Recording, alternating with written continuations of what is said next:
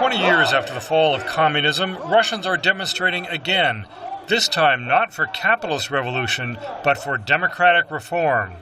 Masha Lipman, who marched in the 1991 protests, is now an analyst at Carnegie Moscow Center. It's very symbolic that we are having this public activism on the rise exactly 20 years after the collapse of the USSR. In 1991, the first priority was economic. Vladimir Ryzhkov was trying to run a provincial city that year. Экономика была разрушена. Ничего не работало. The economy was destroyed. Nothing worked. I remember we had meetings every day to discuss very simple questions. Where could we get coal? Where could we get kerosene? We even had a meeting to figure out how to assure the supply of bread and milk for the city. Города хлебом и молоком. In the 20 years since the Soviet collapse, Russian real incomes have jumped, but democratic institutions have not kept pace. Lilia Shibanova runs an election observer group called GOLOS. As for the democratic reforms themselves, they ended very quickly. It was too short a time that they tried in this country to have them. I mean, real representative government, real elections, real open debates. They were all shut down very quickly.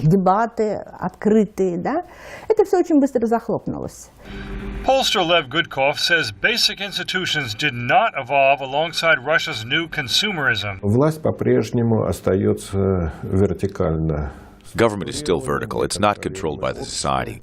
And in essence, despite all the changes, it's built the same way it was built in the Soviet Union.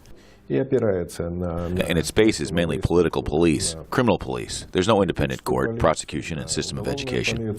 Зависимый суд, прокуратуру и система образования.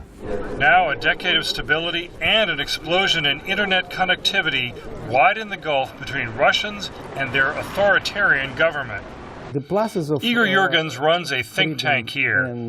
He says 90% of Moscow's adults are now online, while government bureaucrats remain, in his words, feudal. I'm hearing retired people who probably are not very well dressed talking to each other, saying that on the internet I found myself a new hearing device and stuff like that. It's a change of existential order, feudalism versus modernization, all in one basket, which is not healthy.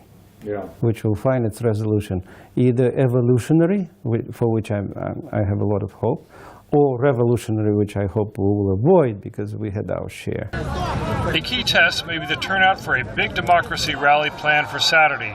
Ironically, almost 20 years to the day since Mikhail Gorbachev announced the end of the Soviet Union. James Brooke, VOA News, Moscow.